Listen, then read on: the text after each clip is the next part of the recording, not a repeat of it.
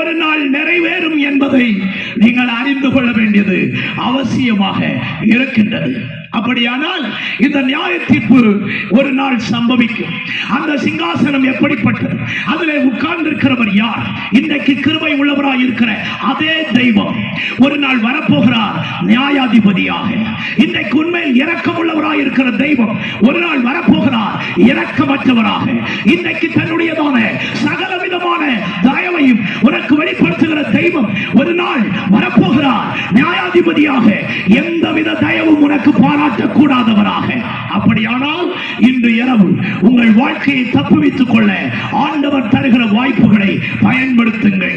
இந்த சிங்காசனத்துக்கு முன்னே யார் யாரெல்லாம் நிற்பார்களாம்? தானியேலில் நாம் வாசித்தபடியே கோடான கோடி பேர் அங்கே நிற்பார்களாம்.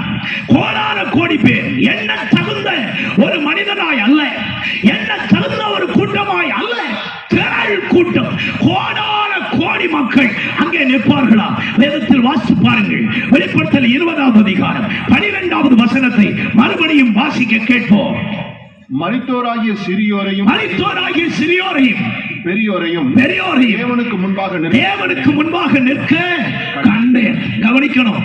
மரித்தோராகிய பெரியோர் சிறியோர், 14 வயதுக்கு மேலே வாலிப வயதை எட்டின எந்த மனிதன் ஆனாலும் சரி, வாழ்க்கையை ஆண்டவருக்கு ஒப்பு கொடுக்காம ஊதாரித்தனமாய் நடந்தால் தப்ப முடியாது. எத்தனை வயது போனாலும் உங்கள் வயது முதிர்வுக்கு இந்த உலகம் மதிப்பு கொடுக்கும், ஆண்டவர் மதிப்பு கொடுக்க மாட்டார். கவனித்துக் கொள்ளுங்கள். ஆகவே சிறியோர் முதல் பெரியோர் வரை அத்தனை பேரும் அன்றைக்கு அந்த சிங்காசனத்துக்கு முன்னே நிற்பார்களா? 20வது அதிகாரம் 13வது வசனத்தை கொஞ்சம் கூட கவனமாய் கேட்டு பாருங்கள், கவனித்து பாருங்கள். 20, 11, 13 கூட வாசிக்க கேட்போம். சமுத்திரம் தண்ணீர் உள்ள மரித்தோரை ஒப்புவித்தது. மரணமும் பாதாளமும் தங்களில் உள்ள மரித்தோரை ஒப்புவித்தன.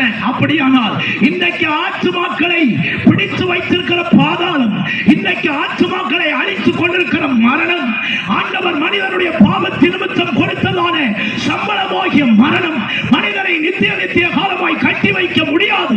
மனிதனை நித்திய காலமாய் பூமிக்குள்ளே வைத்துக் கொள்ள முடியாது. அவருடைய வேலை வரும் பொழுது மரணம் அந்த ஆத்துமாக்களை எல்லாம் இந்த உலகத்திலே ஆண்டவருடைய சிங்காசனத்துக்கு முன்னே கொண்டு வந்து நிறுத்தியே ஆகும். ஒரு மனிதனும் தப்பிக்கொள்ள முடியாது. அப்படியானால் மரித்தவர்கள் அத்தனை பேரும் ஒரு நாள் எழும்புவார்கள். இந்த உலகத்தில் சாகிற அத்தனை பேரும் ஒரு நாள் எழும்புவார்கள். இங்கே ஆண்டவர் எவைகளை எல்லாம் நியாயம் தீர்க்கிறார். மனுஷனை நியாயம்